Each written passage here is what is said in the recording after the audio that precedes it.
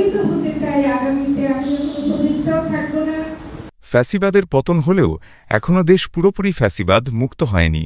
চন্দনাইশে মৎস্য ও প্রাণিসম্পদ উপদেষ্টা ফরিদা আক্তার। বিশেষ প্রতিনিধি নুরুল আলমের প্রতিবেদনে বিস্তারিত। ফ্যাসিবাদের পতন হলেও এখনও দেশ পুরোপুরি ফ্যাসিবাদ মুক্ত হয়নি। এখনও সংস্কারের অনেক কিছু রয়েছে। ৫ আগস্ট ফ্যাসিবাদের বিরুদ্ধে সংগ্রাম করতে গিয়ে শিশুসহ অনেক উজ্জীবিত তরুণ দেশের জন্য প্রাণ হারিয়েছে। এ সময় অনেককে দেখেছি বিভিন্ন হাসপাতালে শরীর থেকে হাত পা বিচ্ছিন্ন। কেউ কেউ মৃত্যুবরণ করে হাসপাতালের বারান্দায় পড়ে রয়েছে। অনেক শিশুও এ সময় স্বৈরাচারের গুলি থেকে রেহাই পায়নি, গুলিতে আহত হয়ে মৃত্যুবরণ করেছে। তরুণদের এই ধরনের দেশ প্রেমের উজ্জ্বল দৃষ্টান্ত সত্যিই গৌরবের সঞ্চার করে।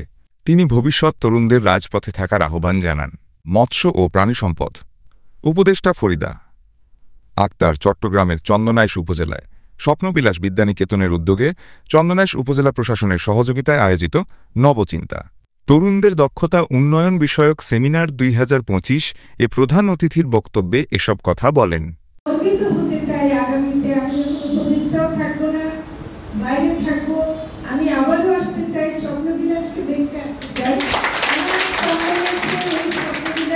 সারা বাংলাদেশে শনিবার ১২ জুলাই উপজেলার অডিটোরিয়ামে চন্দনাইশ উপজেলা নির্বাহী অফিসার মোহাম্মদ রাজীব হোসেনের সভাপতিত্বে অনুষ্ঠিত সেমিনারে প্রধান অতিথি ছিলেন মৎস্য ও প্রাণিসম্পদ উপদেষ্টা ফরিদা আক্তার।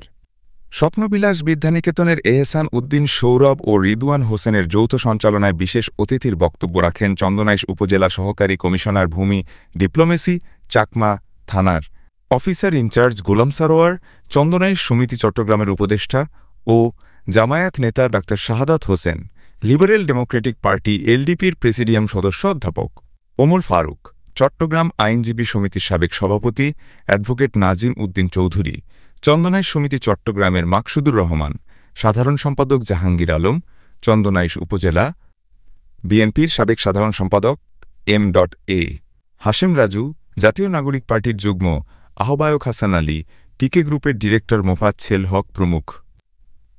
একই দিন বিকালে উপজেলা অডিটোরিয়ামে চট্টগ্রামের মৎস্য ও প্রাণিসম্পদ উপদেষ্টা দপ্তরের জেলা ও উপজেলা পর্যায়ের কর্মকর্তা এবং স্থানীয় খামারিদের সাথে মতবিনিময় সভা অনুষ্ঠিত হয়।